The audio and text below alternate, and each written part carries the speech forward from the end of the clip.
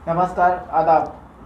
मैं इमरान इत्याग खान, आप देख रहे हैं सच क्राइम टीवी न्यूज़। सच क्राइम टीवी न्यूज़ में आपका स्वागत है। आज हमारे बीच मौजूद है बीजेपी के कार्यकारिणी सदस्य ऑफ महाराष्ट्र नज़ीर मंसूरी साहब, जो किसी के नाम के मोहताज नहीं है। इनका चेहरा देखते ही लोग इन्हें पहचान लिया करते हैं। नज़ीर मंसूरी साहब, आपका हमारे स्टूडियो में स्वागत है। हम 3 चैनल मिलकर एक प्रोग्राम का आगाज़ किए हैं जिसका नाम है सवाल जनता का, जवाब जनप्रतिनिधियों का। तो बीजेपी पार्टी की तरफ से आपका 9वां इंटरव्यू है हमारे स्टूडियो में, जो आप स्पोक पर्सन बनकर आए हैं हमारे स्टूडियो में। आपका बहुत बहुत स्वागत है। आपके लिए जनता का सवाल है, जो हमारे माध्यम से आपको भिवंडी की जनता नहीं, पूरे महाराष्ट्र की जनता को आपको जवाब देना है। सर, आपका सवाल है, नज़ीर मंसूरी साहब, आप बीजेपी पार्टी के कार्यकारिणी मेंबर हो। बीजेपी पार्टी ने भिवंडी के मुसलमानों के लिए ऐसा क्या काम किया जिससे यहाँ की जनता को लाभ मिला हो अभी तक? पहले तो मैं सच क्राइम टीवी न्यूज़ और आप तमाम तीनों चैनलों का मैं शुक्रिया अदा करता हूं कि उन्होंने इस नाचीज़ को, मुझ जैसे इस नाचीज़ को बुलाया। आपका मैं आभार व्यक्त करता हूं और आता हूं आपके सवाल पर। आपके सवाल थे कि मुसलमानों के लिए बीजेपी भारतीय जनता पार्टी ने क्या किया। मुसलमानों के लिए हमने बहुत सी स्कीमें चलाई हैं, जिसमें चाहे वो दरिद्र रेखा खलील गरीबी रेखा से जो नीचे जीवन बसर करते हैं वो कार्यक्रम हो, कि PMJAY प्रधानमंत्री जन आरोग्य योजना के अंतर्गत हम लोगों ने कम से कम 1 से 1.5 हज़ार लोगों को वो कार्ड दिलाकर काम किया है, जिसका 5 लाख रुपए का प्रधानमंत्री जन आरोग्य योजना से हर हॉस्पिटल में इलाज होता है। आप गूगल में जाके सर्च करेंगे तो आपको पता चलेगा कि किस किस हॉस्पिटल से टाइप है। इसी तरह हमने मुसलमानों के लिए एजुकेशन के फील्ड में जो कोई भी मैटर हो, कोई भी स्कूल और कॉलेज और यूनिवर्सिटी का मामला हो, जो बच्चा हम तक आता है, हम बखूबी उसको एडमिशन वगैरह दिलाते हैं और काम अंजाम देते हैं। इसी तरह मैं आपको बताता चलूँ कि मुसलमानों के लिए और भी योजनाएं हैं। आगे चलकर हम मुसलमानों के लिए और भी काम करना चाहते हैं। जैसे जैसे हमको मौका मिलेगा वैसे वैसे हम बड़ी तादाद में काम करेंगे। जैसे कि हम जो गट होता है बचत गट भी मुसलमानों के बीच में महिलाओं को लेकर हमने काम किया है, जिसमें उनको घरकृति काम के लिए लोन वगैरह दिया जाता है।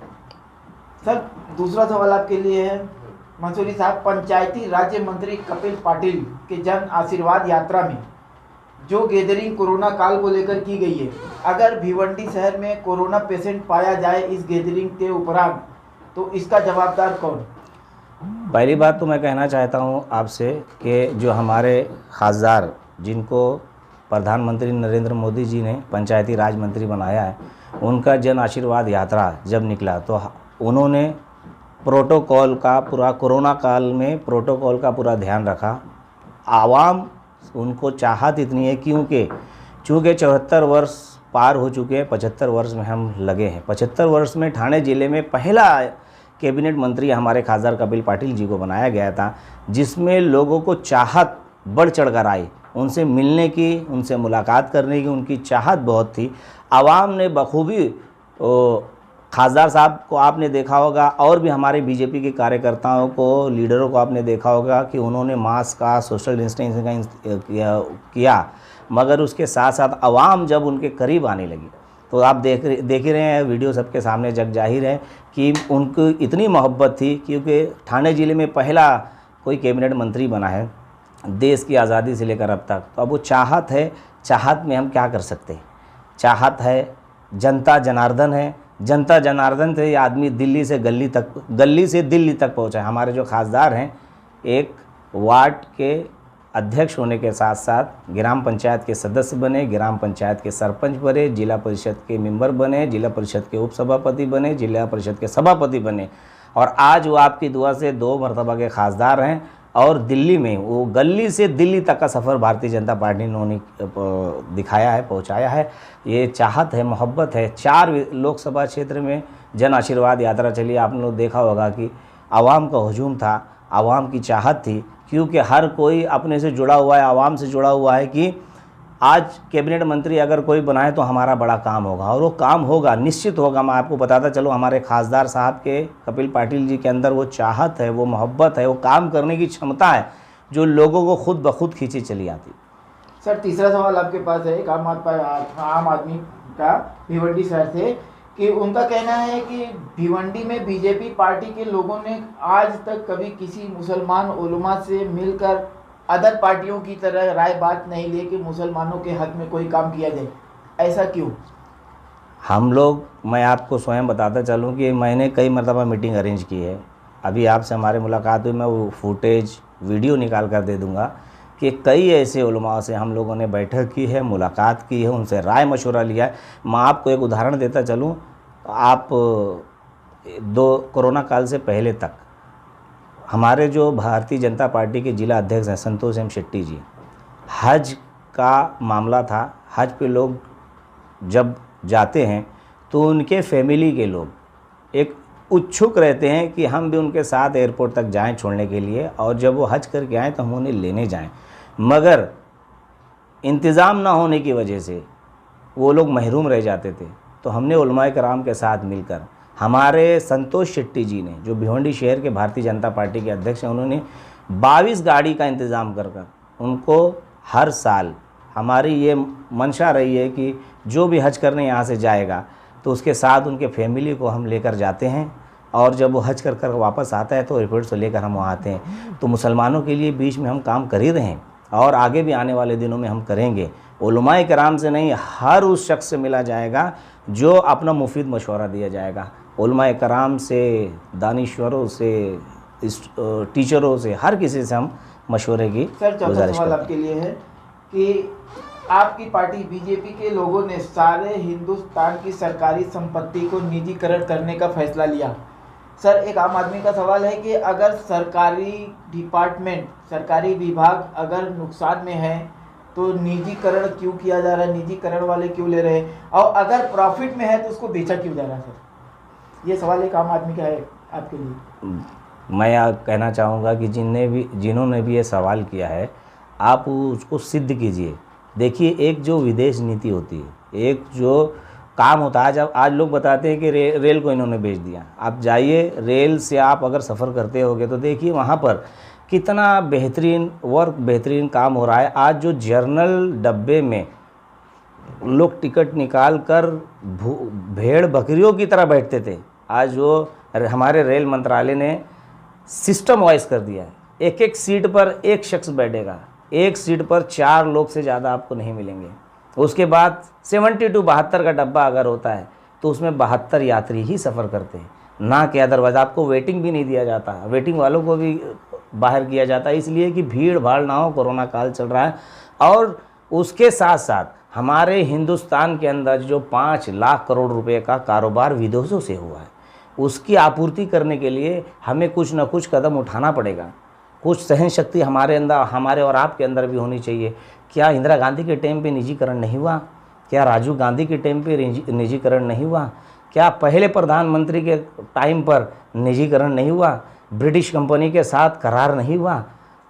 मैं कहना चाहता हूँ हर दौर में ये होगा।